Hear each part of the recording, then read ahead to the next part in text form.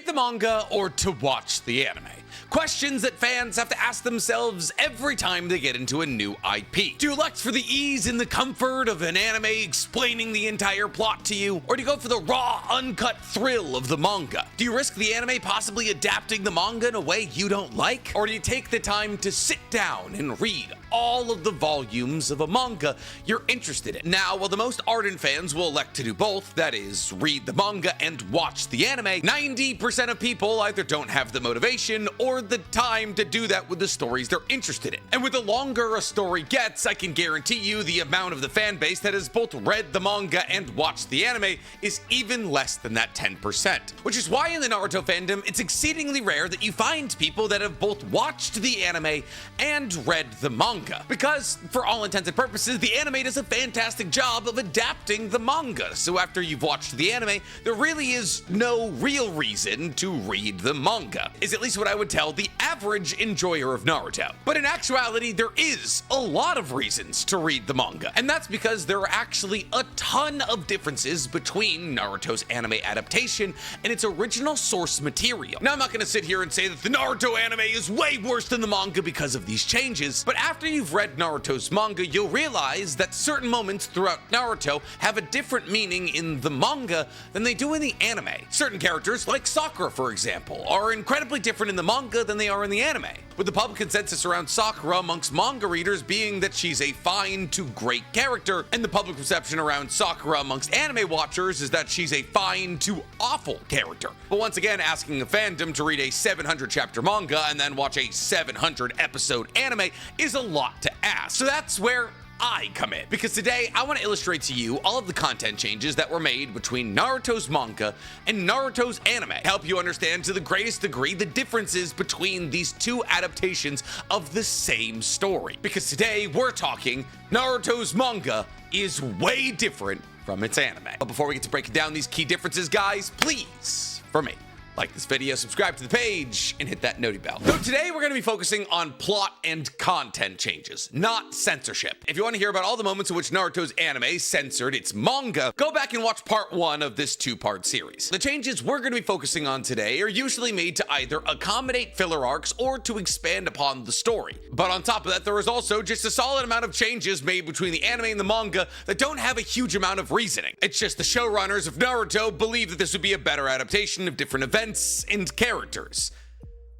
And I don't always agree with them. And today's video, just like our censorship video, is going to go over these changes chronologically. And thus, with no further ado, let's get directly into our first change from Naruto's manga to its anime, the fact that the Konoha 12 were introduced way earlier in the anime than they were in the manga. See, in Naruto Episode 1, we are introduced to Sakura, Sasuke, and the members of Team 8 and Team 10. So basically everybody in the Konoha 12 except for Tenten, Neji, and Rock Lee. Now, we're introduced to all of them this early on because in the anime adaptation of Naruto's manga, the members of Team 8 and Team 10 are actually Naruto's Shinobi Academy classmates. That is not the case in the manga. See, in the manga, not only are Sasuke and Sakura not introduced until chapter 3, the members of Team 8 and Team 10 aren't introduced until the beginning of the Chunin exam arc. Yeah, Team Kurenai and Team Asuma aren't introduced until chapter 34 in the manga. So all those moments of Hinata crushing on Naruto in the Shinobi Academy, added. They simply don't exist in the manga. Now, this change was most likely made because they wanted us to have a connection to these characters prior to the influx of side characters that are introduced at the beginning of the Chunin exams. That is to say that the characters of Team 10 and Team 8 didn't want to get lost in the shuffle of all of the new characters being injected into the story during the Chunin exam arc. But that's not the only change that was made in the earliest parts of Naruto. In chapter 1 of Naruto, when Naruto breaks into the Kage's residence to steal the scroll with all of the forbidden jutsu that he tries to learn out in the woods, he's actually caught by Hiruzen. However, after using a sexy jutsu, he's able to befuddle Hiruzen long enough to escape from his residence. However, maybe not to undermine Hiruzen's strength or rely on sexy jutsu in the first episode of the anime. In the anime, Naruto isn't caught by Hiruzen, but instead Hiruzen sends ninja after him, and after, in episode 2 of Naruto, Hiruzen is exposed to Naruto's sexy jutsu when he rejects his photo submission for his ninja registration card. Now, those two changes make sense. But not all of the changes make sense. See, because in the first chapter, when we see Iruka get pin-cushioned by Mizuki's kunai, in the manga, we see Iruka pull the shuriken out of his back and discard it. However, in the anime, after pulling this giant shuriken out of his back, Iruka throws it back at Mizuki. Now, I don't know if this was to make Iruka look cooler in this moment, or whether or not we just needed to see Iruka fight back in some capacity. This is one of those changes where I just think to myself, why did that need to be changed? Another one of those changes is featured from the third chapter of Naruto, where in the third chapter of Naruto's manga, while Naruto is preparing an attack against Sasuke so that he can transform into him and go convince Sakura to kiss him, we see that Sasuke is eating outside of a window, and Naruto is preparing his attack from inside of said window. However, in the case of the anime, for some reason their positions are switched, with Sasuke eating inside and Naruto preparing his attack outside. And once again, for the life of me, I couldn't tell you why they changed this. On top of that, somewhat constantly, the Naruto adaptation of the anime is always changing the weapons used between the manga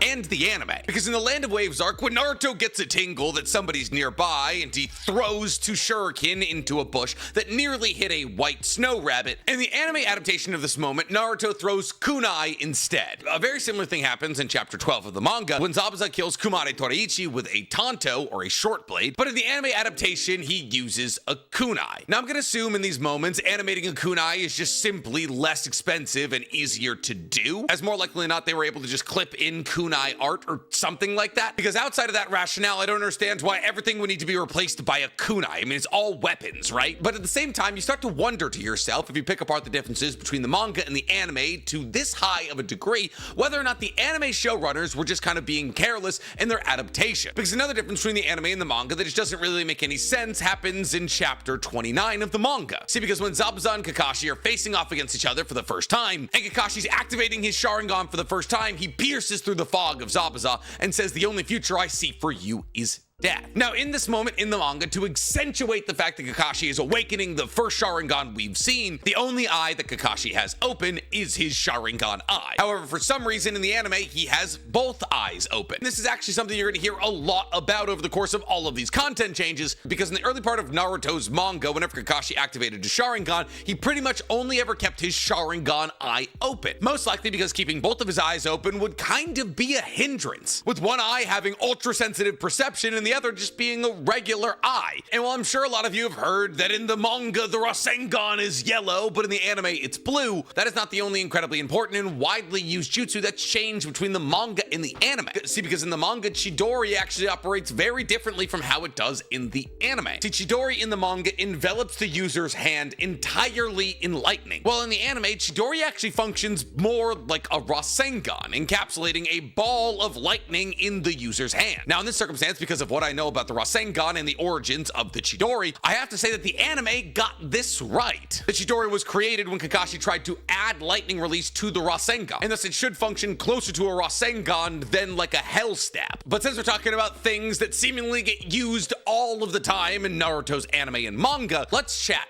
about Senbon, because in a trend that you've absolutely identified up until this point, if a unique weapon is ever used in the Naruto manga, it's usually changed to something somewhat generic in the anime. Like in chapter 50 of Naruto's manga, when Anko was battling against Orochimaru, Anko unfurled 3 daggers into her hand and threw them at Orochimaru. Now in the anime, these daggers were changed into Senbon, most likely because it was simply easier to animate Senbon as opposed to this new unique thing. But enough about weapon swapping, that's not all that interesting. What is interesting is that in the manga, Tenten and Tamari's fight does not exist. In fact, in Naruto's manga, because of how important Sakura and Ino's conversation about being rivals and competing over Sasuke is, Tenten and Tamari's fight exists as one panel in the background of this conversation. But in the anime, in order to shine some light on Tenten or Tamari, most likely Tamari, Sakura and Ino's conversation is actually shown to take place before this fight so that we can see Tenten and Tamari's fight. So yeah, Tenten doesn't get nearly as embarrassed in the manga as she does in the anime. But since we're talking about changes in the Chunin exam matches, in the manga, Kintsuchi, the third member of the Genin team from the Hidden Sound Village, Team Doso, in her match against Shikamaru, only uses Senbon with bells attached to them to attack Shikamaru. And that's literally it. She just throws Senbon with bells attached to them. However, in the anime, she actually attaches a Genjutsu ability to these bells that allows for her to make the projection of multiple of herselves, all throwing Senbon at Shikamaru. And this is kind of an interesting choice by the animators, because sound-based Genjutsu is incredibly rare, but somehow in part 1, Shikamaru comes up against 2 women who use it against him. But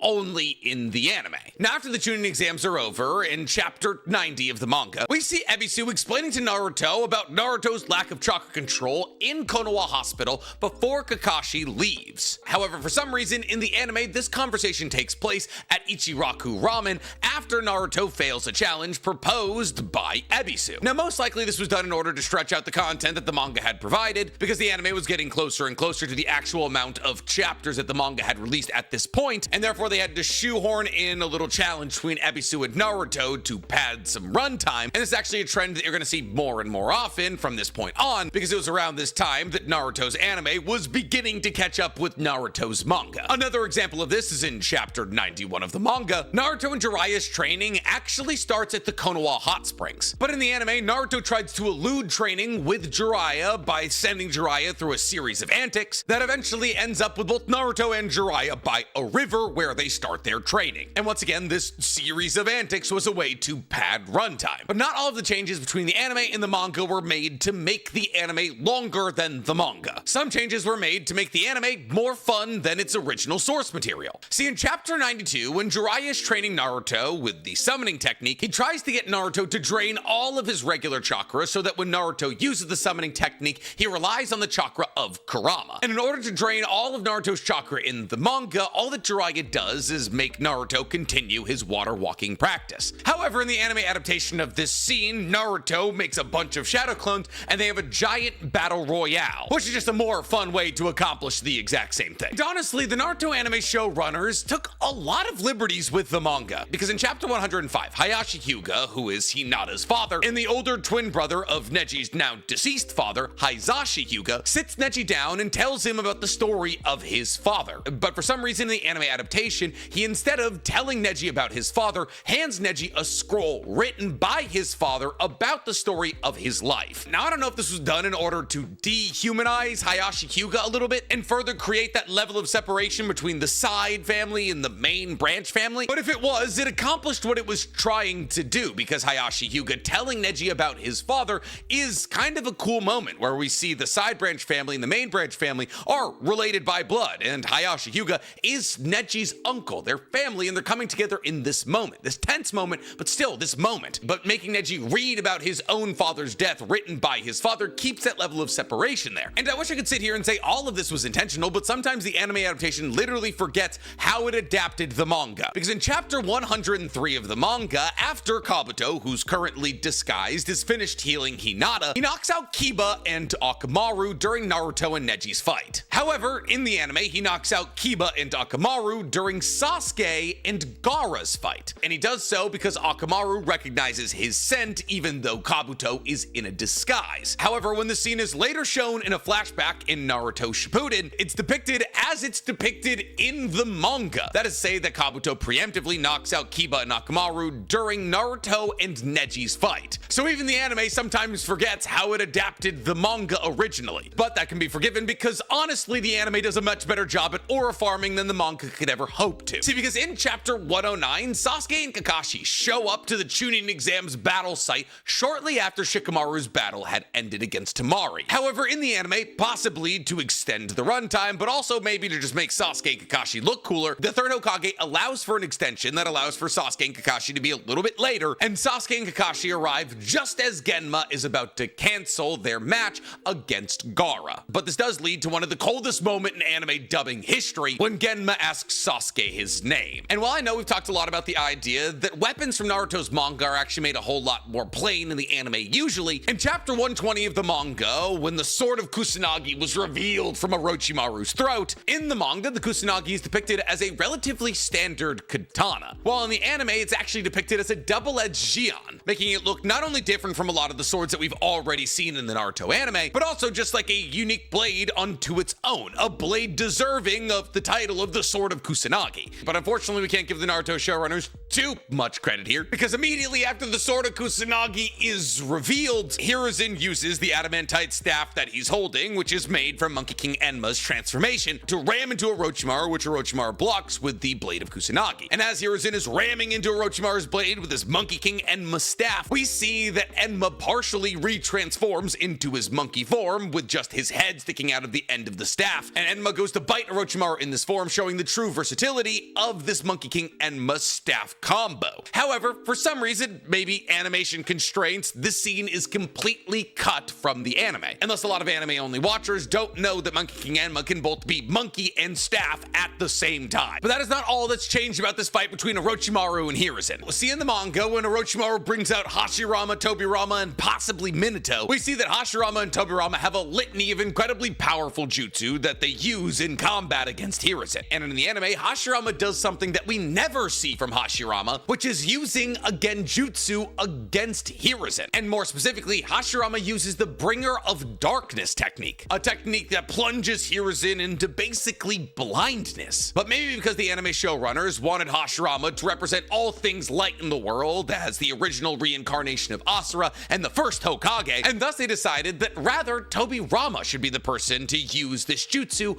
against Hiruzen. And as Tobirama is a much more morally gray character than Hashirama, this was an interesting choice. And since we're talking about changes from the anime that would align the story of the anime more with what the manga would later become, did you know that when Naruto and Gamabunta used their transformation combination jutsu in the battle against Shukaku in the manga, they actually just turn into a giant fox with one tail instead of Kurama? Yeah, in the manga, they don't turn into Kurama, but in the anime, they do, and that is a massively important change. And another massively important change is that in the manga, Jiraiya's a pickpocket. Yeah, in chapter 150, after Jiraiya hits a man by the name of Guntetsu with a Rasengan, after knocking him out with said Rasengan, he steals his wallet. However, in the anime, Guntetsu gives the wallet to Jiraiya out of respect. On top of this, did you know, after Naruto and Jiraiya are successful in finding Tsunade, in the manga, not only do Tsunade, Naruto, and Jiraiya all return to the village together, but also when this group returns back to Konoha, they see Shikamaru and Shikaku, Shikamaru's father, at which point Naruto brags to Shikamaru that he's going to show him the new move that he just learned, at which point Jiraiya slaps him on the head and tells him that a ninja doesn't reveal their tricks. This scene is skipped entirely in the anime because in the anime, Jiraiya stays at the hot springs instead of going back to Konoha with Tsunade and Naruto. But since we're talking about changes that revolve around Tsunade, in the manga, Shikamaru was not promoted to Chunin by Tsunade. In fact, Shikamaru is promoted to Chunin before Tsunade even makes her way to the village. And thus, when Jiraiya, Tsunade, and Naruto return back to the village, Shikamaru has been promoted to the level of Chunin. However, because of a couple of filler episodes that occur between this moment and Tsunade taking up charge as the 5th Hokage, most importantly, the Land of Tea escort mission, in the anime, it's not until Tsunade is elected Hokage that we see her inform Shikamaru that he's been promoted to Chunin. So as to who promoted Shikamaru to be a Chunin in the manga, we don't really know. Maybe the elders? There was no Hokage to do so. And that's kind of the weird thing about adapting an anime this long. Not only was the anime adapting these manga chapters that had come out months, if not years ago, and therefore they knew what was happening currently in the story, but they also had a much better idea of the direction that the anime was going, which is why sometimes the anime will depict characters who started off bad but eventually made their way to good as better in the beginning of their story than the manga did, and why the anime also tried to soften the blow of some of the evil things that evil characters who would eventually end up as good characters did. Like in chapter 145, when Sasuke has a flashback to the night of the Uchiha clan massacre, and in this flashback, as Sasuke is about to open the door to his parents' room, his dying father, Fugaku, tells him to not open the door. However, in the anime, Sasuke only hears his parents' bodies hitting the floor, and Fugaku doesn't say anything. And while neither of these scenarios are great, hearing your dying father's last words being, "Don't open the door, Sasuke," is more traumatic than just hearing your parents die. And thus this was either done to make Itachi seem like less of an evil figure, or to possibly water down just how traumatizing this moment would be for Sasuke. Sometimes it seems as though the anime showrunners are trying to set up storylines that didn't end up working out. Like in chapter 178. See, in the manga, Sakura takes Naruto to a park bench, I believe the same park bench that we see her talk to Sasuke, and eventually the version of Sasuke that Naruto had transformed into much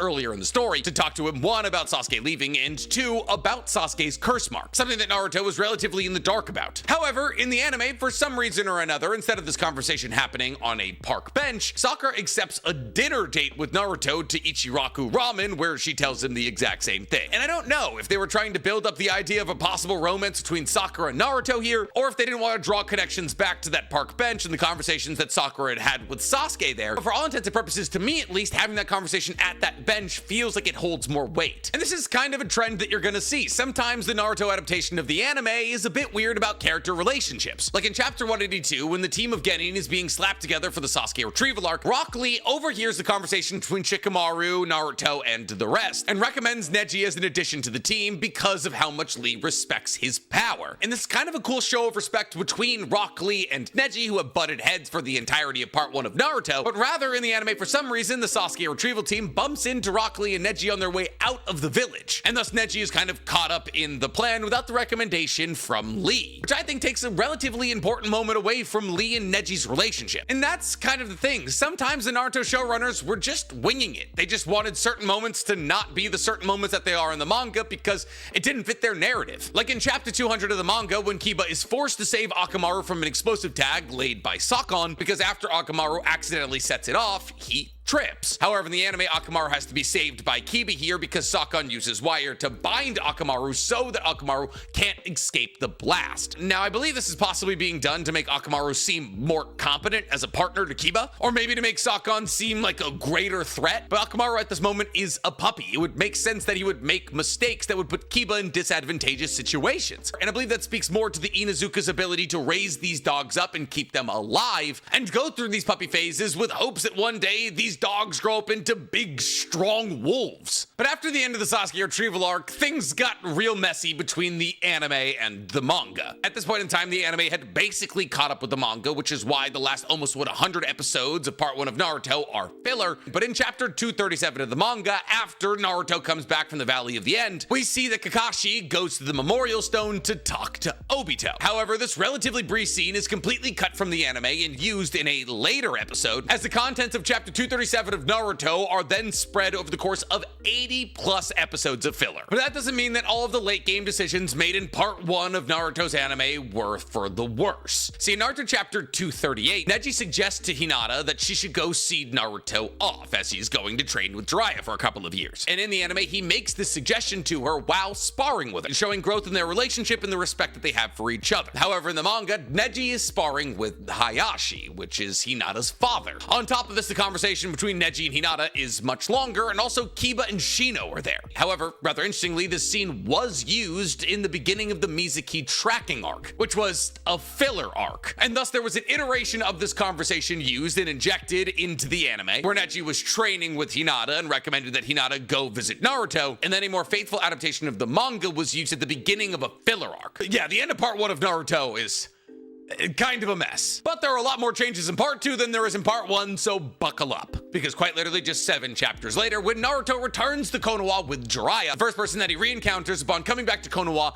is Kakashi. However, for some reason in the anime, it's Sakura and Konohamaru. Also in the manga, Naruto encounters Shikamaru and Temari walking through the streets, presumably on a date of sorts. But in the anime, he bumps into them in Tsunade's office. Maybe to bury the lead that they weren't together at this point? I don't know. And as to why Kakashi was canned as the first person to see Naruto after his return to Konoha, once again, I don't know. But the changes don't stop there, because in chapter 265, Hiriko, also known as Sasori's favorite puppet, was introduced in the true sense, and it was explained that Hiriko was just a normal puppet. However, in the anime, in order to build on Sasori's story, it was explained that Hiriko was Sasori's favorite puppet because Hiriko was a human puppet of his best friend, which is a cool way to expound on Sasori's story, but a big change to a pretty crucial part of his character. And a lot of the things surrounding the Akatsuki in part 2 of Naruto were kind of hazy, because during the Kazekage rescue arc, there's all the standard members of the Akatsuki present trying to pull Shukaku out of Gaara, except there's one member of the Akatsuki who's an unknown, never given a name, a backstory, or even really a face. Every other member of the Akatsuki is accounted for, and then there's just this one mystery guy. Now in the anime, that mystery guy is replaced with Hidan, but it raises the question, who was that supposed to be originally? And does that mean that Hidan was the last member of the Akatsuki to be thought of? But I guess technically Kishimoto had a fair amount of time to build out the idea of Hidan, because the first Akatsuki members that played an important role in part 2 of Naruto were Sasori and Deidara. And rather interestingly, in the battle between Sasori, Granny Chiyo, and Sakura, when Granny Chiyo busted out apparently the greatest puppets ever made in the Chikamatsu collection to battle against the 300 puppets of Sasori, the battle is actually much more evenly matched in the anime than it is in the manga, because in the manga it's established rather clearly that none of the puppets of the Chikamatsu collection are ever destroyed, while in the anime 4 out of the 10 puppets are destroyed. And I think this is done to paint the idea that the battle between Sasori and Granny Chiyo was much more even than some people believe. But since we're talking about Sakura punching people, in chapter 347, when Konohamaru uses the sexy technique on the new iteration of Team 7, which is Sai, Sakura, Naruto, and Yamato, and shows the image of Sasuke topping Sai, Sakura punches him in the head for doing it. However, in the anime, Moegi punches him in the head for doing it. Now, I don't know if this was done in order to make Sakura not seem like she was abusing children, or to build the relationship between Moegi and Konohamaru, but either are good reasons to change it. But those are all incredibly unimportant changes made between the anime and the manga. Something that is very important that was changed for no real reason is the fact that during chapter 367 of Naruto, Sasuke has his first encounter with Itachi. Now, an important note here is that this happens while Jiraiya is infiltrating the Hidden Rain. However, in the anime, Itachi and Sasuke don't butt heads until Jiraiya is dead. Possibly because the anime wanted to space out the time between Itachi and Jiraiya's death and give Hebi more time to be founded, but it's a really big shift. And speaking of big shifts that surround Sasuke, in the manga, Naruto finds out about Jiraiya's death way sooner than he does in the anime. In fact, he learns about Jiraiya's death right before Sasuke is assigned to capture Killer Bee. However, in the anime, because of the whole Saiken and Utakata filler arc, in the anime, Naruto doesn't learn about Jiraiya's death until before the Pain arc. So he spends way more time in the dark about his sensei's death in the anime than he does in the manga. On top of that, because of that Six Tails arc, in the anime, Utakata is actually captured way later by the Akatsuki than he is in the manga. Utakata is already dead and gone by the time the Akatsuki and Taka joined together. However, because they needed some filler and wanted to use a Six Tails Unleashed arc, Utakata isn't caught by the Akatsuki and Taka until after their alliance. But the changes surrounding Nagato and the Akatsuki don't stop there, as chapter 157 of Shippuden, which might ring some bells for those keen-eyed enjoyers of the Naruto anime, also known as the beginning of the Pain Assault on Konoha, looks a bit different in the anime than it does in the manga. See, when Nagato launches his invasion of Konoha, the animal path at the beginning of the assault summons one centipede in the manga. That centipede is eventually defeated by Sakura, but in the anime, the animal path actually summons 3 centipedes, one defeated by Sakura, one defeated by Shikamaru, and one never shown again. On top of this, in the same episode, episode 157, in the manga, Kakashi saves Iruka from one of the Pain bodies, at which point Iruka informs Sakura that Pain is invading the village. However, in the anime, Iruka bumps into Sakura before his encounter with one of the Pain bodies, and therefore just tells Sakura that the village is being invaded, but not by who. As to why this change was made, I can't say. Maybe it's not make Iruka look weak and needing to be saved by the likes of Kakashi, but I don't really know. But a little bit deeper into the Pain Assault, when we're focusing on Konohamaru, we see that Konohamaru uses a Rasengan against one of the bodies of the 6 Paths of Pain. And to this point, then we get a flashback of Naruto teaching Konohamaru the Rasengan. Now, rather interestingly, for some reason, the telling of this story is different between the manga and the anime. In the manga, Naruto teaches Konohamaru the Rasengan before the time skip, but in the anime, he teaches it to him after the time skip. As to why the switch was made, I can only assume that they didn't want to show Konohamaru mastering the Rasengan that much younger than Naruto, but I don't know, it feels like a weird thing to switch. But if there's one thing that's changed between the manga and the anime as it revolves around the Pain arc, it's Hinata fighting the Devapath. See, because in the manga, Hinata doesn't worry about trying to free Naruto from the restraints that the Devapath has driven into Naruto's legs and hands. Hinata just decides, I'm gonna box this Devapath, and runs straight at it. On top of this, the fight between Hinata and the Devapath is much longer in the anime than it is in the manga, as the Devapath is shown needing to block and or dodge several of Hinata's attacks before he yeets her away. In the manga, he just yeets her away. After the pain assault is done, we get the iconic battle between Sasuke and Danzo. And in this scene, possibly in a bid to make Sasuke seem less brutal, which is kind of crazy when you consider the context behind what's going on in this fight, in chapter 477, we see that Sasuke lands a massive slash on Danzo's chest and cuts off his right arm. The right arm, which has all of the Sharingan that Danzo's using for Izanagi. However, in the anime episode where this scene is extended, we see that Garuda, Sasuke's hawk, cuts off Danzo's arm. But like, a lot about this fight has changed between the manga and the anime. Like, the manga literally has Sasuke juicing Danzo with his Susanoo and all the blood rains down on Sasuke. The anime basically cut all of that. So maybe this was just a bid to make Sasuke seem less violent and gory, but like, the whole fight revolves around Sasuke killing a dude like 20 times. But it's not just modern characters who have their stories reshaped by the anime. As Kushina's story, especially the most important parts, are very different in the anime than they are in the manga. See, in episode 246, we get the backstory of Kushina and Minato. And in this episode, the anime talks a whole lot about how Kushina was an outsider inside of Konoha. They talk about how she migrated there and how when she was kidnapped, she doubted anybody would come to save her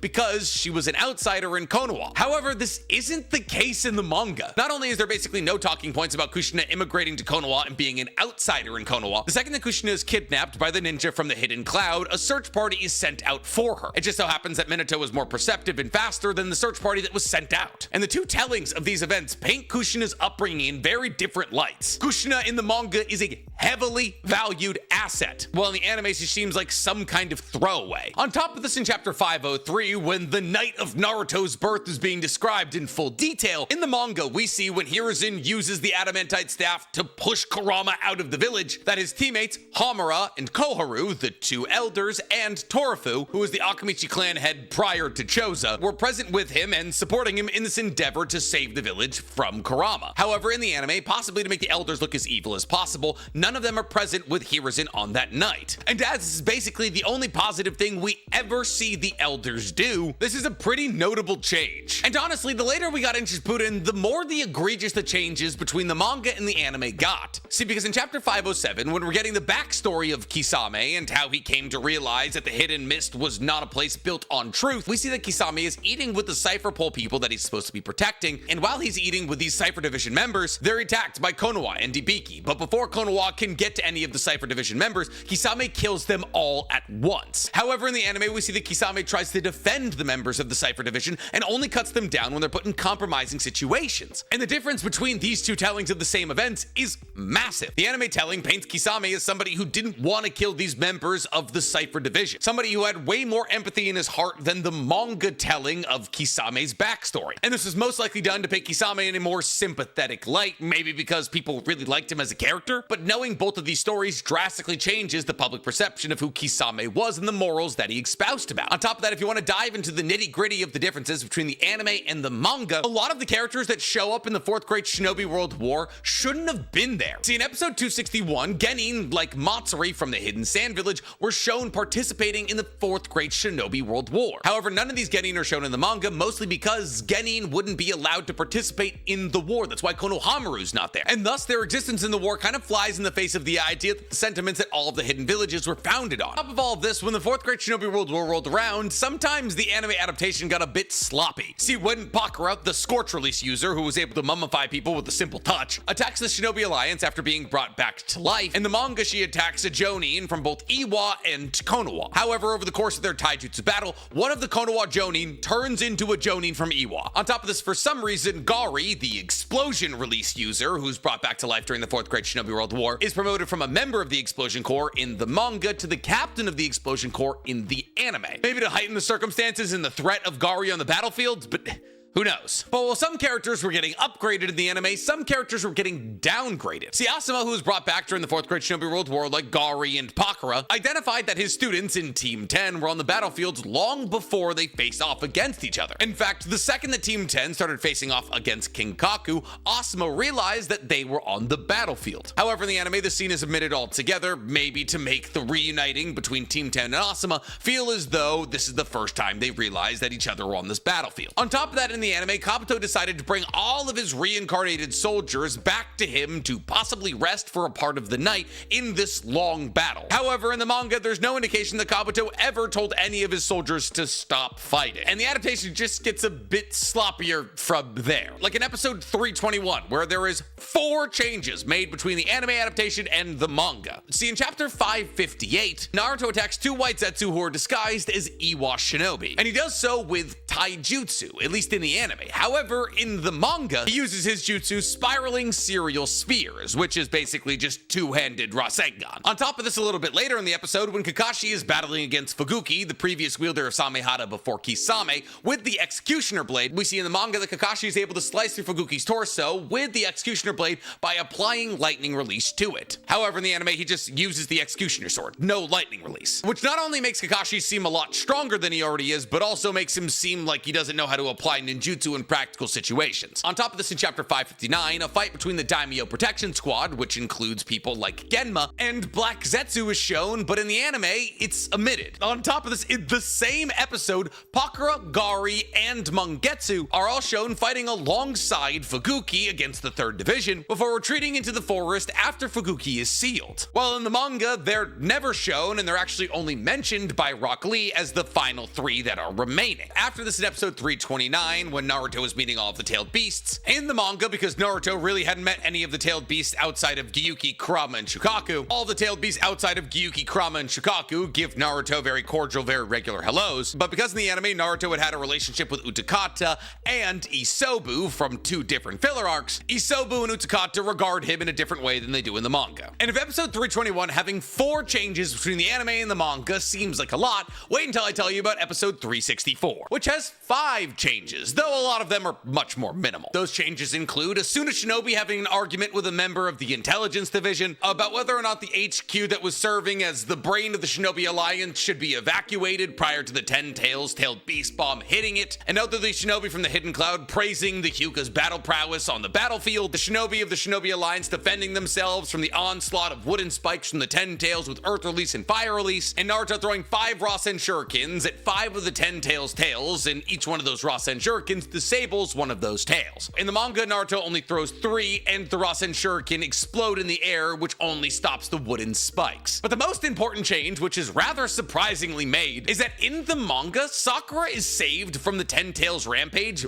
by Kakashi. However, in a surprisingly woke moment from the anime, Sakura saves herself instead of being saved by Kakashi. A change I think we can all get behind. But since we're talking about Kakashi, in Kakashi's battle against Obito, which takes place in chapter 636, one of the most important parts of that battle is that the battle is very closely mirroring a battle that Kakashi and Obito had while they were kids. And in both of these battles, Obito attempts to use the Great Fireball technique using Kakashi's hands. However, in the manga's telling of this moment, Obito is actually unable to, in the previous iteration of their fight, to pull off this Great Fireball technique, with only a couple wisps of flame leaving his mouth. However, in the anime's telling of this previous fight, he fires a Great Fireball technique like he does in the current iteration of their battle, which to me feels like a bad change. Having Obito pull off this incredibly difficult and technical move while he was a child fighting against Kakashi kind of eradicates the whole idea that Obito was this mess up who Kakashi had to protect. And if you guys thought episode 364 had a lot of changes with 5, wait until I tell you about the 7 changes of episode 476. While Sasuke is monologuing about his interpretation of the Hokage, we see Sasuke catch and crush a floating leaf in order to indicate his current separation from Konoha as it currently exists. That is to say, it's supposed to symbolize destroying the current leaf. That scene does not exist in the manga, but it is a really good scene, so I'm happy it was added. On top of that, in chapter 694, which is interpreted in episode 476, both Naruto and Sasuke reflect on conversations that they've individually had with Itachi. And these moments are either completely omitted by the anime or shown later in the anime, rather interestingly. On top of that, in the manga, when Naruto is explaining to Sasuke all the things that he's learned over the years that he's been chasing after, and multiple characters from Naruto's past are shown behind him in the manga.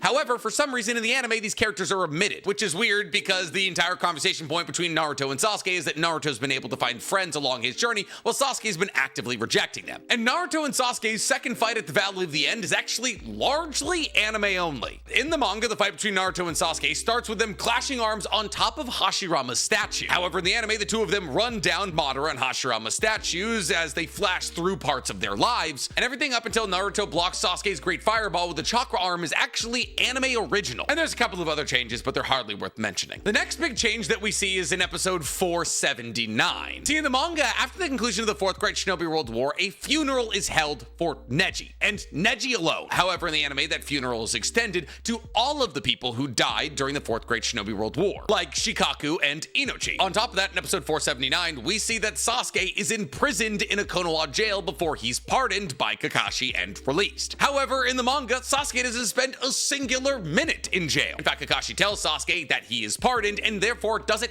have to be imprisoned. So maybe the anime wanted to give Sasuke a bit more accountability. And wildly enough, the final chapter of Naruto is never adapted into Naruto's anime, with instead Naruto ending with an adaptation of Konoha Hiden, A Perfect Day for a Wedding, where Naruto and Hinata get married. But in actuality, chapter 700 of Naruto, the last chapter of Naruto, isn't adapted into the Naruto universe until Boruto, where the chapter of Naruto becoming Hokage is very loosely adapted to start off the story of Boruto. And I will never not find that interesting and perplexing. Like, just do another episode. Like, I get it, you wanted Shippuden to be exactly 500 episodes long, but show Naruto becoming Hokage. And with that, that is every single content change that happens between the Naruto manga and the Naruto anime. Did any of these catch you by surprise? Do you feel different about the anime or the manga now after hearing these? Tell me in the comments below, and while you guys are down there, please, for me, like this video, subscribe to the page, and hit that noti bell. Woo! That was a doozy of a two-parter.